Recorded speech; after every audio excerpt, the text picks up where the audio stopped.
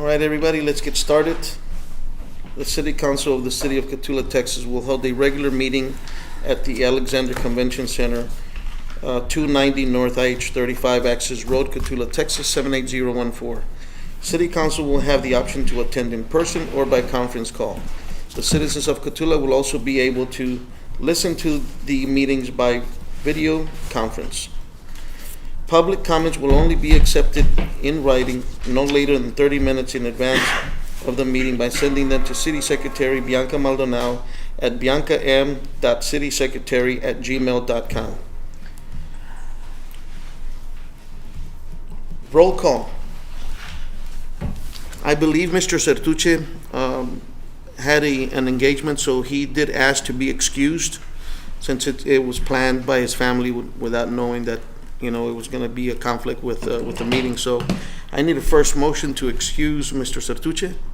First by Mr. Rodriguez. I need a second. Second. Second by Mr. Reynaldo Garcia. All in favor say aye. Aye. All opposed say nay. Motion carries. Moving on to item number 3, the Pledge of Allegiance.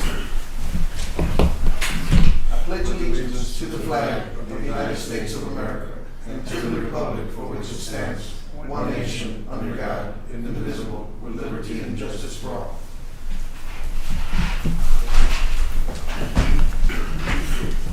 Citizens to be heard. In order to limit the number of people in attendance per the governor's order, You've already said that. yeah.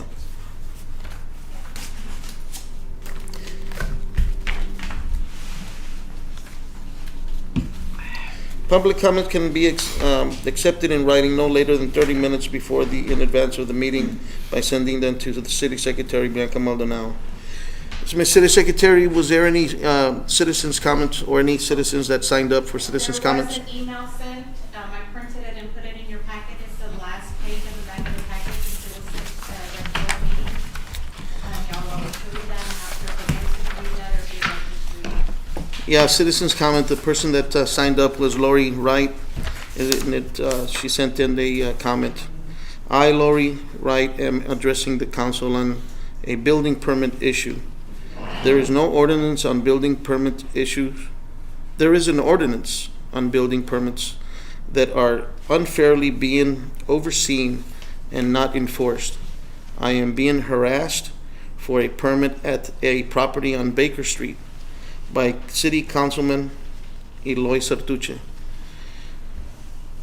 Councilman Mr. Sertuche has failed to pull the permits for construction work that he has done on his property on Pool Street. Councilman Sertuche has broken his oath as a city councilman by continuously being unfair by harassing myself as a resident and as an employee of the city of Cotulla. So my question to council is Councilman Eloy Sertuche above the law for not to apply, for the law not to apply to him? Why does it apply to the community but not Mr. Sertuche?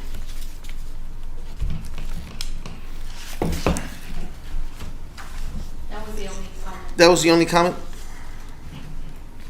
Alrighty. Well, if there's no more comments, we're going to move on to item number 5, departmental and committee reports. You have most of the reports in writing. David is going to give you the water report orally, and there is a written report as well. Hello, Council Mayor. David? I only have a couple bullets or highlights on the water and gas report. The city, probably about 5 months ago, we started doing an 8-inch water line project that went from well number 8, which is on Choctaw Street, and traveled down Choctaw to Leona, and from the Leona in the alley down to Texas Avenue, and we connected to PVC on both sides and removed the cast iron pipe that was in place. That line, as far as the actual line itself, has been completed. It is in the ground. We have some site work to complete on it, and I believe there's going to be one fire hydrant that needs to be also put in. The reason it took the amount of time to complete the project is we were trying to accommodate to the school schedule. So when school let out, we were able to get the last 2 days of the project completed before they started summer school. When summer school lets out, we're gonna put in that last fire hydrant and complete the job 100%. Did a little math on it, and average rate of what we charge when we get a contractor to do it, I believe the city crews saved the city probably around $140,000 by doing that job. So the job was done in-house? The job was done in-house. Yes, sir. Excellent. Okay, I also want to bring up, last month we had quite a few storms. Some of them were lightning storms, and we had a lot of problems at water wells and sewer lift stations throughout the town. One of them in specific was Well 7 Buckley. That one there had a 60 horsepower electric motor with a panel box connected to it. The lightning got through the surge protection, and it burned out that 60 horsepower motor. It also burned the starter and the components in the panel box. And I'm working on getting quotes. I have one quote already of a little over $9,000 for that repair. I'm waiting for a second quote to see if it's going to be any cheaper. On all of our well sites, including our wastewater plant lift stations, we do have surge protection. And we have supposedly the best you can get. And it still gets through and it still causes problems. At Buckley Well, the surge protection is there, gives you a reading of how many surges the well actually gets. And there was one specific day when we had a lightning storm that it got 11 surges. So obviously one or who knows how many got through and burned out that pump. And that's really all I was going to talk about with water. I can answer questions at any time. I just wanted to jump to gas real quick and talk about the Pool Street gas line replacement. That's a 1,900 foot gas line that is being replaced. The 2-inch line is in the ground already. They completed today putting the actual line.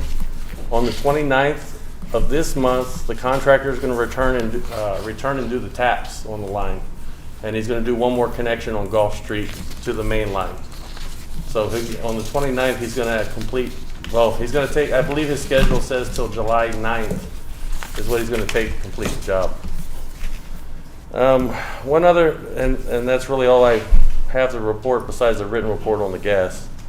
One other thing I want to bring up to the council is that Eusebio Garcia Chevel, he's put in his notice with the city. At the end of July, he will no longer be here. He wants to go work for the police department, and he's adamant about doing it. He's the only other licensed operator we have in the city. So after he leaves, it will be only me as a licensed operator.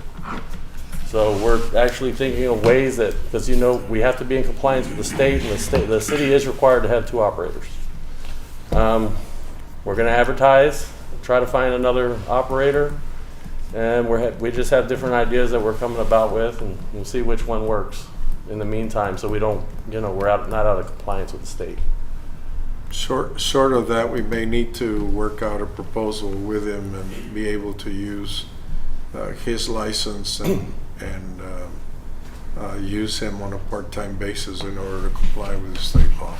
Right. But if we're not able to do what we think we're able to do, then that'll be our fallback position.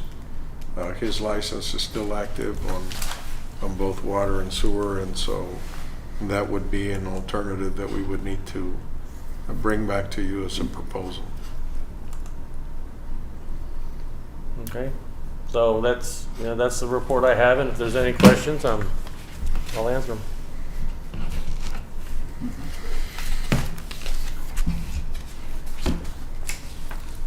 I don't have any. Councilman, any questions for David? Okay. Thank you, Council Mayor. Thank you. Thank you, David. Any other detrimental reports? No. The rest of them. Councilman, are in the I packet. believe the rest of them are in your packet. Whenever you have a chance to go over them, you can. And if you have any questions, if you need any time to look over them right now, you can.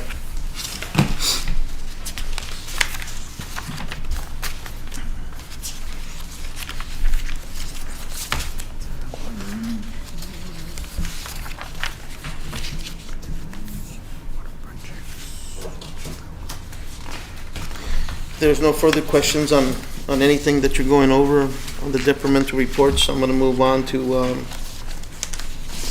item number 6, which is approval of minutes, May 3rd, 2021, May 12th, 2021, May 13th, 2021, May 27th, 2021. Mr. City Secretary, was there any changes on minutes or anything on the minutes? No changes were made, so if you want to look over the minutes before I get a first motion to approve, item number 6.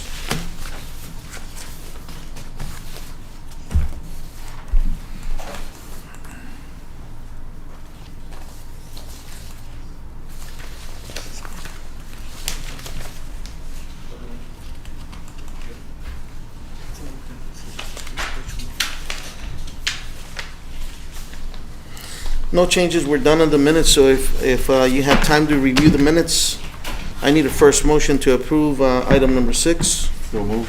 First motion by Mr. Juan Garcia, second by Mr. Rodriguez. All in favor say aye. Aye. All opposed say nay. Motion carries. Moving on to item number 7, discussion and possible action on an ordinance of the City of Cotulla, Texas, amending Code of Ordinances with ordinances, City of Cotulla, Chapter 32, Nuisance, Article 5, Noise, Section 32-227, establishing presumptive time limit cutoffs for prohibited and unnecessary noise by zoning district, declaring a public purpose, incorporating recitals, providing a repeller, providing severability, and setting an effective date. This is an ordinance that was presented to you at the last meeting for you to go back and look at and see if you were comfortable with what the ordinance says. If you're comfortable with what the ordinance says and the time limits that were said, we would recommend that it be moved forward for approval. And this is the one where, like, radio, loud music, Yes. If during the week, if somebody's having a party, be cut off by 10 during the week. it sets up a time limit Monday through Thursday. It sets up a time limit for Friday, for Saturday, and I believe Sunday. Mayor, I wasn't here at the meeting when that was talked about. If you look closely at the Code of Ordinances, it already prohibits all of that type of loud music and things of that sort. The problem is the officer has to make a subjective call, you know, and I think the purpose of this, if I understood, was we're just going to presume that if it's between these hours and this hour that it is a nuisance and we can shut it down. And I think it would help, and Mr. Dovalina and I have talked about it, so that the officer's not out there, you know, having to decide. What yes we're or trying no. to do is take it out of the officer's subjectivity and just clear cut say, if it's this hour, it's got to come on. Yeah. And I've, since I've been here, no one has ever been given a ticket for this. And I think most people, if they're told and if they're shown, here's the rules, they're gonna comply. They might get arrested for something else, but not for noise, you know. So I don't know what times, you know, but it could be any times. It is entirely up to the council. Was there something that caused, I don't know, the idea of... Yeah, we had an incident and an officer showed up at the place and the issue became, you know, well, today is Friday and it's not 1 o'clock yet or something, and so it became an arbitrary thing. And we want to be able to specify this is the hour, and so the officer shows up. It's not up to him or to the individual that is creating the noise. It's clearly set out, and that's what we're going to do. And so it eliminates any guesswork from anybody. I I tried to look to see. I didn't have enough time to look at all the surrounding towns, but I did get a chance to look at Dilley. I just typed, Dilley ordinance. Do they have one for time limit? And I think it was similar to what I'm sorry, I forget his name. Mr. Peña said that it was basically it was a fine of up to 25 to a certain amount, but I think it sounded like what he was saying, so it's like already in place. I'm just wondering, is it really necessary? Is all? Well, in this particular case, we have new deputies and we have new individuals working in the community, and rather than them not being able to do anything because they throw up their hands and they say, well, I don't know what it says. It just says that you can't do it. We're basically saying if it's past 10 o'clock, you're going to tell them to close down. And that's what we want to see happen. In the 13 years that I've been here, I think we've had 1 or 2 cases where it actually has happened. I'm sure there's been more calls than that. But There has. there's actually been those particular times when it did become an issue. Mr. Garcia brings up a bigger point, and the fact is that we do not have our own law enforcement in this city. Everybody that's in this room knows that. We rely on the county sheriff. The sheriff is authorized, if it happens within the city limits, to enforce the code of ordinances. The problem is that none of those people know our code of ordinances. They don't get any training on it. They're not familiar with it. They know what they know. And I'm sure that they would appreciate just knowing the 2 or 3 things that we need them to be concerned with. And until we have our own police department, that's always going to be an issue, regardless of what the ordinance is. It could be this ordinance. It could be an ordinance about animals running at large. It could be illegal dumping, all of those kinds of things. And I think I would agree with Mr. Govalina that it is necessary. I mean, there are penal code provisions about disturbing the peace. There's all kinds of things, but it was brought to the council, and I don't think it's going to hurt to clarify that, and whatever times, because in this town, you can be over here on this side of the highway and hear stuff at Plaza Florita at night, if they're really going at it. I mean, the sound just travels all over the city. So you can hear stuff at the Legion Hall. It does get out. So those are things that you guys can do something about. And you do have a sheriff's department that's willing to at least go out there. They could just say, that's a city problem. We're not even going to deal with it. They don't. But there's nothing really that we could do if they decided they wanted to do that. Yeah, and it's also been that it's not only the radio that they're doing. It's they somehow get together and form a band, and they hit them drums. I've had somebody complain to me about that, and they face all the speakers towards them, because they're the ones, they know that they're the ones that are making the complaint. So this is something really necessary that we have to really look at, and maybe just set the times. It's just we have making to. it clear cut for the officer that Yeah. this is the rule. He'll have something in black and white to present to whoever has the loud music, And that's why the suggestion came, because it came from the officer, and he was at a loss to determine whether it was appropriate or not.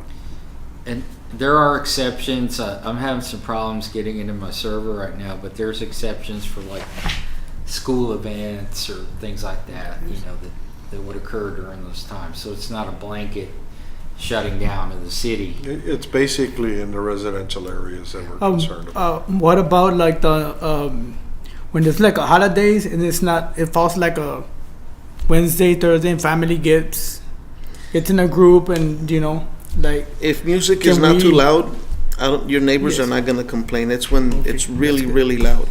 oh, okay. They're complaining because there's drinking, there's music, and nothing gets better after 11 o'clock at night. You know, people get out of control. It causes a problem.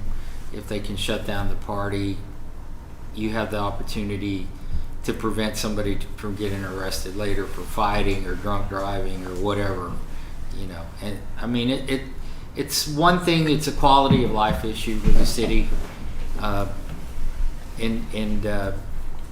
You know, if you've got the officers telling you, hey, you know, we need to do this, you know, that they're the ones that are going to be called out there and going to have to deal with these people who are going to get mad because they're, you know, they can't listen to their music or whatever they think that it is that they're trying to stop.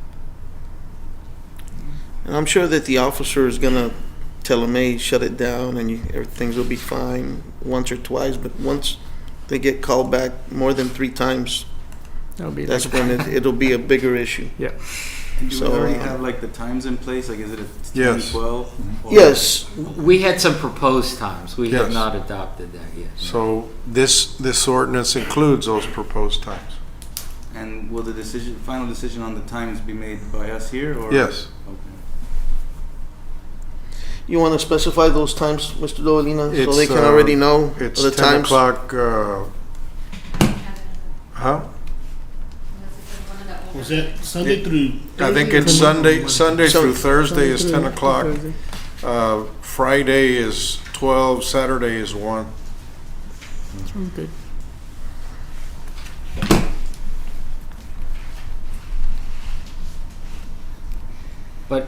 But as you do this, you need to keep that in the back of your mind. The bigger problem. The bigger problem is we have laws on our books with no way to enforce them. You know, and that other than at the discretion of another entity. So that is an issue. And But it is an issue that can't be resolved at the moment because of the budgetary constraints.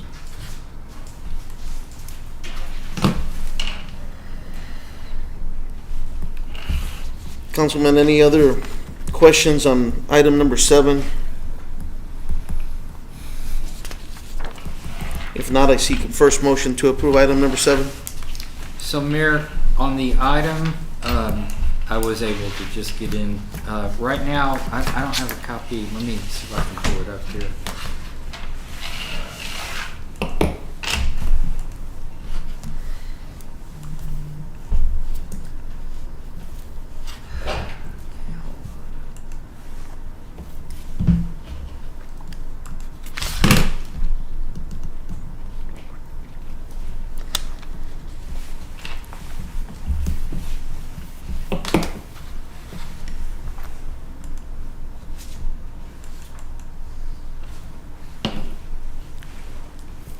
Okay, what I submitted was Class A, Class B, Class C. It actually applies to all the districts, 10 p.m. to 8 a.m. in the residential, the apartment district as well, neighborhood shopping, 12 a.m. to 8 a.m., retail business district, 12 a.m. to 8 a.m., commercial, 12 to 8, and light industrial, 12 to 8. And all that means is it's just presumed that it's unreasonable. They could come in and say, no, it wasn't, and, you know, argue the case to the municipal judge. It's just a presumption, so the officer say, here you go, here's it. Honestly, I think most of the time they just tell them to turn it down. Unless they see people smoking marijuana or doing drugs or whatever, and then they do whatever else they're going to do.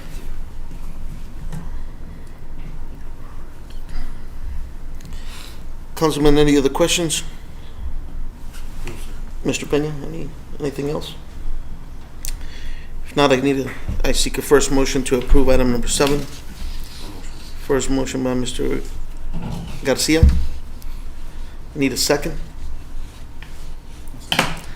Second by Mr. Reynaldo Garcia. All in favor say aye. Aye. All opposed say nay. Motion carries. Moving on to item number 8, discussion and possible action on an ordinance of the City of Cotulla, Texas, prohibiting the use of the municipal property, municipal right-of-ways, municipal parks, municipal structures, and opportunities for the placement of political signage, including printed and digital medium advertisement, declaring a public purpose, providing a penalty, and authorizing the summary removal of prohibited material, incorporating recitals, providing a repeller, providing severability, requiring publication, and setting an effective date. This was another ordinance that Mr. Govalina asked be brought to the council, specifically regarding the placement of political signs on public rights of way and park and things of that sort. And it would just prohibit them all. Correct.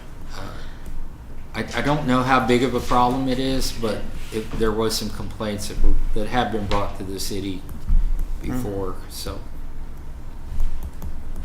Any questions, Councilman?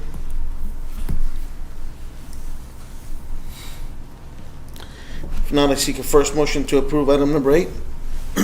First motion by Mr. Rodriguez. I need a second. Second. Second by Mr. Juan Garcia. All in favor say aye. Aye. All opposed say nay. Motion carries. Moving on to item number 9, discussion and possible action on a resolution of Cotulla City Council designating the Frio Nueces Current as the official newspaper for the city of Cotulla, designating the San Antonio Express News as the alternative newspaper for requiring official publications, repealing all prior resolutions for parts of resolutions for conflict, and setting an effective date. Mayor, this is a requirement that the city does annually to designate an official newspaper. When I went back and looked, it looks like the last time we did this was back in 2012. But the resolution back then said it would continue in effect till it was repealed, and there's no penalty for not doing it. Mm-hmm. The city uses the Free Nueces Current. It's probably the most economical and most widely read newspaper among locals. And it does allow the San Antonio Express News or another newspaper to be used if you needed to. These are for notices that have to be published, like ordinances with a penal provision, certain tax code requirements, publications of Bids. proposed budgets and things Bids. of that sort Correct. that nobody reads, but they have to be published. So the city's typically looking for the most economical way to do it, Correct. and it actually can be very expensive, like $800-900 to put some of these, if you have to do it in a larger newspaper. So this would just be updating 2012, amending it and updating it. Councilman, any questions on item number 9, publications? I don't. Now I seek a first motion to approve item number 9. First motion by Mr. Rodriguez. I need a second. Second by Mr. Reynaldo Garcia. All in favor say aye. Aye. All opposed say nay. Motion carries. Moving on to item number 10. Presentation of financial statements by Jorge Flores. Mr. Flores, welcome back. Thank you, Mayor, council members, good evening. Your first report today is the sales tax report.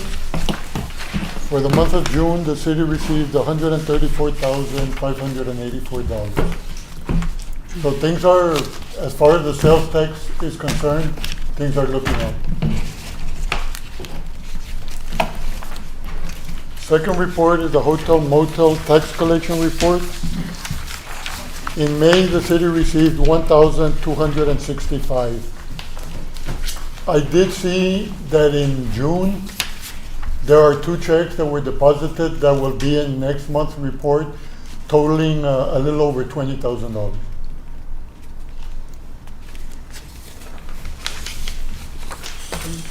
Next report is the statement of revenues and expenditures. Page 1, general fund revenues, 1,269,348. On page number 4, total general fund expenses of 1,755,553 for a net loss of 486,205. The water fund on page number 5, total revenues 1,100,971. On the next page are your expenses of 991,107 for net income of 109,863.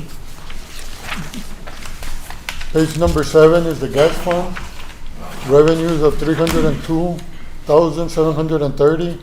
Expenses of 163,139 for net income of 139,590. And on page number 8, the solid waste fund, total revenues 525,819, total expenses of 615,484 for a net loss of 89,665. Are there any questions?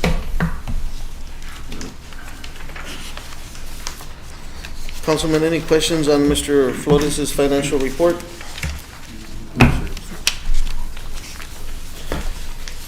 If not, Mr. Flores, thank you very much for that report. Thank you. Thank you, sir. Moving on to item number 11, discussion and possible action to approve a final plat for Love's.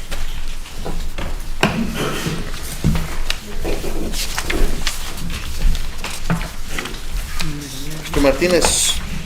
Good evening, Mayor, Council. Jorge Martinez with Topside Civil. We reviewed the final plat submittal from the Love's development that's going to be coming here on I-35 by where the Kemosabe used to be. We prepared a list of 6 comments. I'm not sure if the applicant is remotely, virtually in. No, not today. So normally we don't have a lot of comments during final approval, but there are a few that need to be addressed. I've talked to them verbally and sent them a copy of the comments. Really nothing major other than some items on the plat that need to be addressed, the way it's written, the way it's going to get filed, some drainage easements that need to be addressed that we need to make sure we clarify.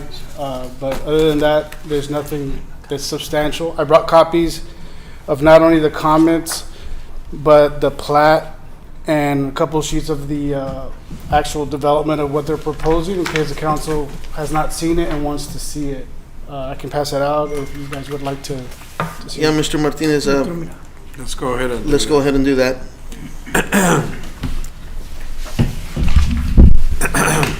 The motion that's going to be recommended to you is that we approve the final plat subject to the conditions that we are asking be included in the final document. Mr. Martinez prepares the document, puts all of the conditions on the side of the map. It then gets signed by the mayor, and then it gets recorded at the county courthouse, and it's signed by the clerk, and it's signed by the engineer and the applicant, that they're all in agreement.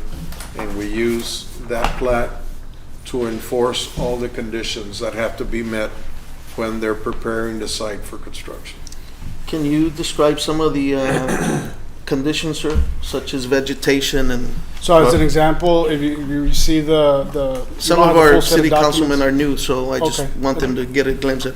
What this entails is you're gonna have roadway with curb and gutter, sidewalks, the water, the sewer, to serve the entire development, not just the Loves, but everything that they're actually subdividing. One of the big things that street lights, just simple things that normally you take for granted, but the way that these developments happen is the developer pays for all those improvements up front. It's on their dollar, not It's on on their ours. dollar, and the city inherits it and maintains, like the road, the water and sewer after the warranty period.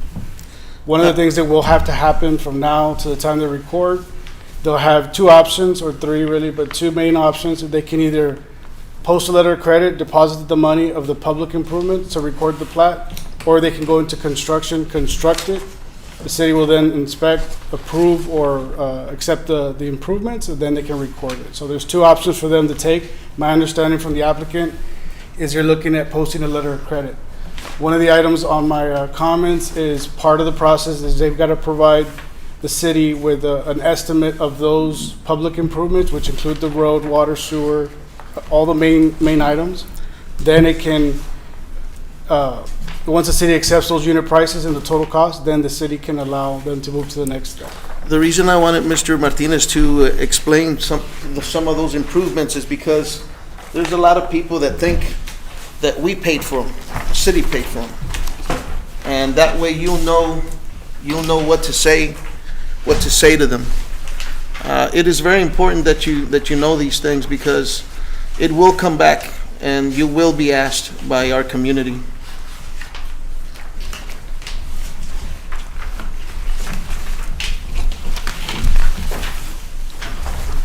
So just to give you an idea, the smaller sheet that shows the list of the comments, those are the comments that we're providing the city, recommending that they approve subject to those comments.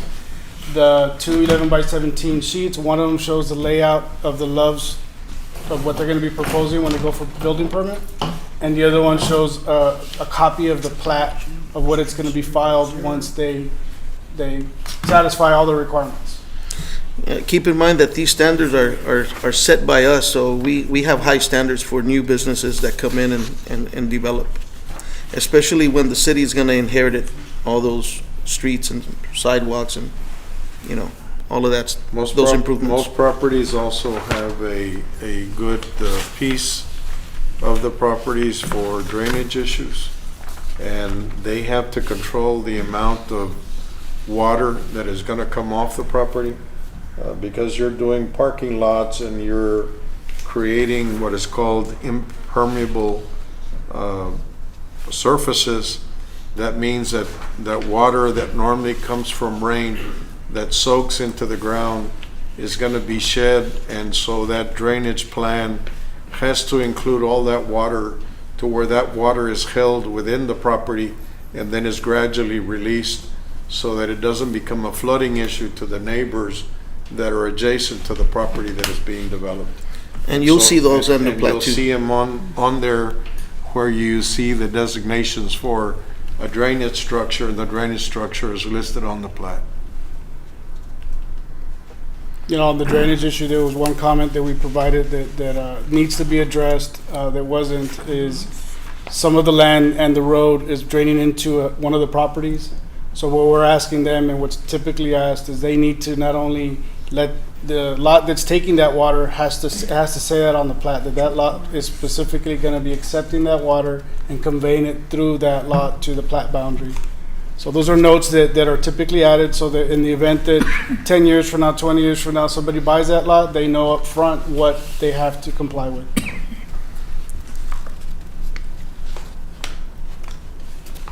So I know that, Councilman, some of you guys are new, and this is probably one of the first plats you see, so Feel free to ask any questions that you may have. It's a lot to... I'll give you guys a moment to look them over. And just to give you an idea, many of the developments that occurred in the community don't have these standards, and so when you have flooding today, it's because things like this weren't done in the past. And so we're trying to improve development as it occurs, so it doesn't become the city's burden to do in the future with local tax dollars. And so the person that's going to benefit from the development of the property actually incurs all the public improvements to the property to make sure that it doesn't become the burden to the community. Yeah, because once we accept it and something goes wrong, now the city is liable to pay for it. This is not the only item that is going to come back. There is a discussion going on related to a gas line extension, and we probably will bring it back up to you as a separate matter in the future because of some things that we want to do with the gas system and the fact that these people want to use gas in their operation. And so we will bring that back to you and figure out how to best address that. But today, the only thing you have is a plan. One thing that, and I want to address the two new council members and Mr. Garcia as well, who are less familiar with this. The engineer, Mr. Rodriguez, Mr. Martinez, too many misters, said something that you might not have picked up on, that the developer is required to post a irrevocable letter of credit or cash bond, basically assuring that they're going to do all of the things that are on here. So the city will never get stuck with that. Even if they never build that place, they still have to put in those improvements according to that plan. And that may be something you heard, but maybe didn't quite put two and two together as to what that means. In the past, developers could plat things, they go out and do things, and they run on money, and then you've got this half-built subdivision somewhere. That would never happen with Love's. I mean, the due diligence they have would not allow it, but these are the things that, because of the professional is not, the professional approach the city takes to development, we're making sure these things don't happen. And you hear people in the community who claim that this is all being done for rich developers from Laredo on the city's dime. That is not true. And the city will benefit immensely from sales tax revenue and ad valorem taxation of the property, which will be valued at millions of dollars. And they did say that they wanted to be annexed in as well. So that means they're going to be part of our city. They're already annexed. If you look at the old plats, and you compare them to the new plats, you can immediately see the difference. And just to give you, for instance, if you allowed a development to occur now, all of the streets would have to be paved, and you wouldn't have the issues that you have in some areas where streets are not paved, because a developer would not have been allowed to sell lots until he paved all the streets. And now, because those things are there, the city has to, if they want to pave the streets, now has to pay the streets with the money from the taxpayers.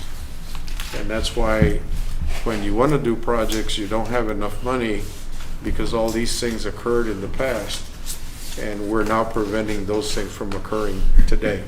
So when we move forward, we're moving with a better approach to development, and making sure that we begin to address the issues of the taxpayers and the monies that are currently there.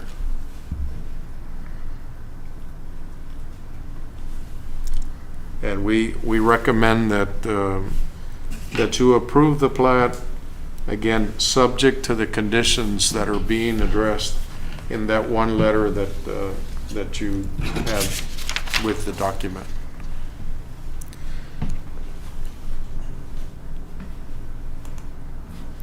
Councilman, do you need a little bit more time or have any questions for Mr. Martinez?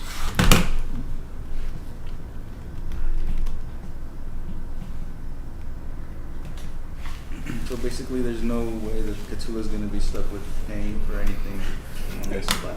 The remedy is we do not allow recordation at the county until everything is satisfied, including the deposit. The one component, whether it's a letter of credit that they file to record the plat or a deposit and a bond, is that the developer, that money sits, or that guarantee sits there until they do these are the improvements or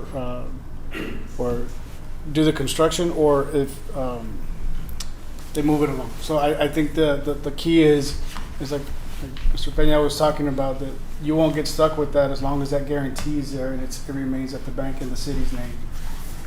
While the development is occurring, we also issue a permit of construction, and we have ongoing inspections of all the facilities that are being built.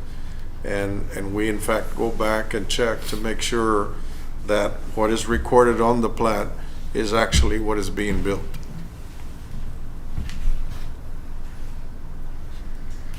Yeah, and these plats are reviewed by engineers, or our engineer, and they do a pretty good job. So far, this is probably development number 3. That's a major development. We had the first one was Palma subdivision, Garro subdivision, and now is it still called Kimosabi subdivision, sir? No, it's a piece of Kimosabi, and it's another tract of land that was owned by Andy Landro. And this is the 4th large development that we did, because we did the Butch Alanis Baylor Street development as well. So if you've gone through any of these streets or any of these new subdivisions, you'll see that the streets are paved. They got sidewalks, curb and gutters. Everything is done very neatly, very professionally done to the highest standards.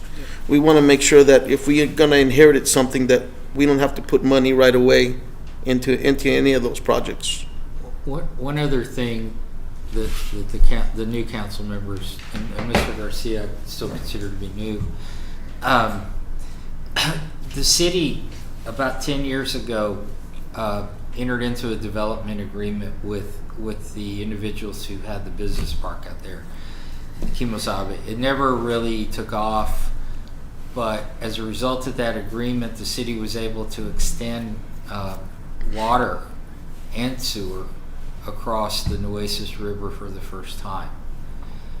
And that was actually not paid for by the city. It was paid for by the developer. The developer has a remedy of recovering some of those funds from other concessions that were made in that agreement.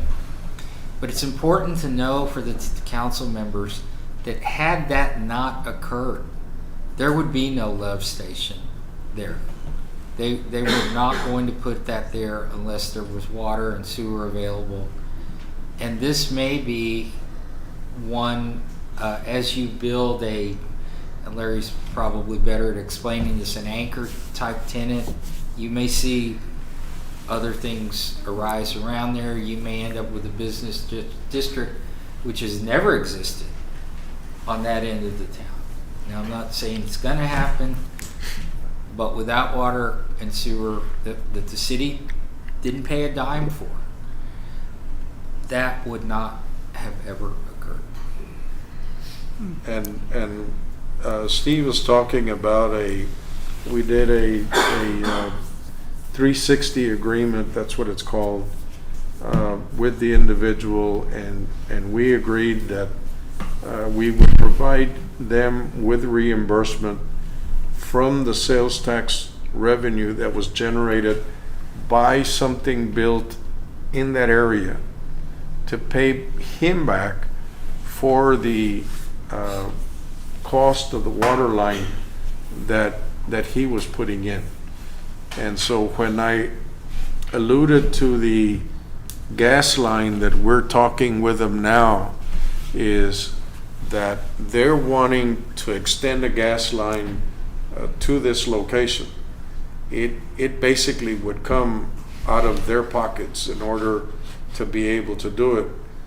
But we want to get closer to Anadarko and to Targa, because our current gas system receives gas from West Texas Gas over there close to the prison in Dilley.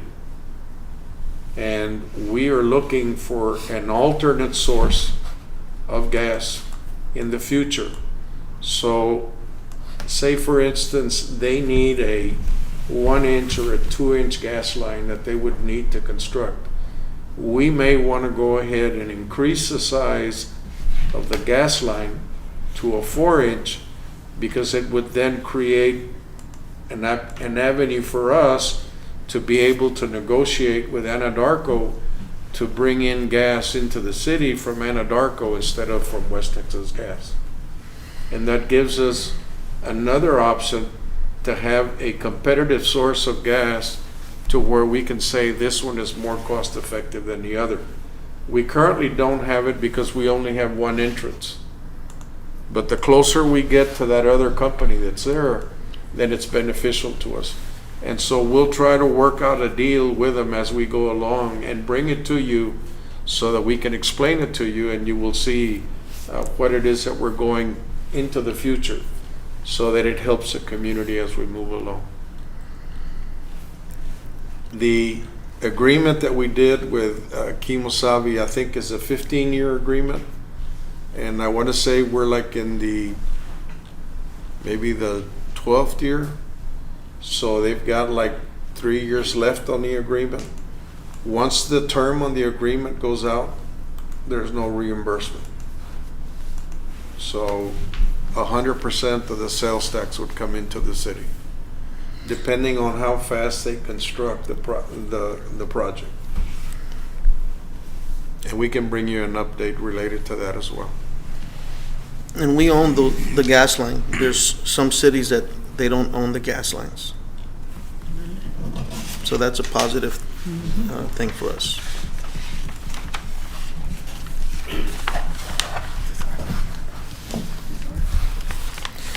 Councilman, any other questions on the Love's plat? If not, I seek a first motion to approve item number 11. First by Mr. Rodriguez. First motion by Mr. Rodriguez. I need a second. Second by Mr. Garcia. Mr. Garcia, is it Alex Garcia? Alejandro Garcia. All in favor say aye. Aye. All opposed say nay. Motion carries. Moving on to item number 12, discussion and possible action to award bid of Ortiz Street drainage improvements. Mayor, we're going to ask for that item to be tabled. We're currently going through an environmental review and we're not able to award the bid. We did receive one bid and we're analyzing that particular bid to see if it's beneficial, but we would recommend that that motion be tabled and we would bring it forward at the next meeting. Excellent. Councilman, I need a first motion to table item number 12. First motion by Mr. Reynaldo Garcia. I need a second. Second by Mr. Juan Garcia. All in favor say aye. Aye. All opposed say nay. Motion carries. Moving on to item number 13, closed session. Texas Government Code and Section 551.074, personal matters. Letter A, personal matters, Raymond Sanchez. It is now, what time do you have, Ms. City Secretary? 7:56. It is now 7:56.